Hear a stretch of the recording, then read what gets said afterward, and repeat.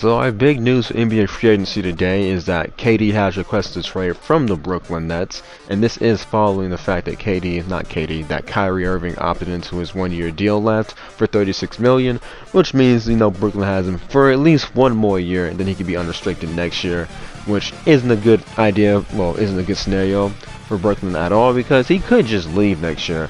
Now, when it came to him going to the Lakers and all, well, he's gonna go to the Lakers. He's not going to opt in. And, they're gonna sign him for $6 million. Yeah, that was stupid, and I get it. Lakers fans can be delusional. I've been delusional at times, but him turning down $30 million to sign with the Lakers, like the mid-level or the tax play, whatever it is, exception, that was idiotic. I don't know why anyone thought that would happen. But being that he did opt in, I mean, this does give him a chance to trade Westbrook to Brooklyn for Kyrie. I mean, it does give him a chance for that. I could see it. I would hope it happens because Russ opted in his contract as well. So the numbers aren't completely 1-to-1. They're both making a lot of money, and you get a better player for Kyrie instead of Russ. So I would like to see that happen. But when it comes to KD, I think his landing spots will either be Phoenix, Dallas, Philadelphia. Those are the teams I can see him going to. They got the moves, well, not the moves, the assets to make it happen.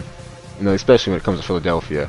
And being that Phoenix does not want to pay DeAndre Ayton, now we know why. Maybe they had a chance to get KD, that's why they were holding off paying him.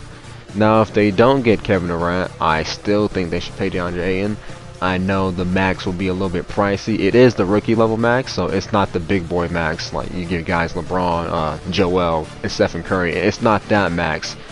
But yeah, it's a bit pricey. It's a bit of an overpay, but if it doesn't work out, you can just trade him in a couple of years. And I feel like you'll still be able to get good value for him in the next couple of years because you're going to assume he'll get better a little bit. Like, I don't think he's at his peak yet, but you'll assume he'll get better a little bit. And you'll be able to find someone that will like DeAndre Ayton in a couple of years. But yeah, that makes sense why they didn't want to pay him, besides that only being cheap. But if they knew they had a chance to get him Kevin Durant, that would make sense for why they didn't want to pay DeAndre Ayton. That would make sense.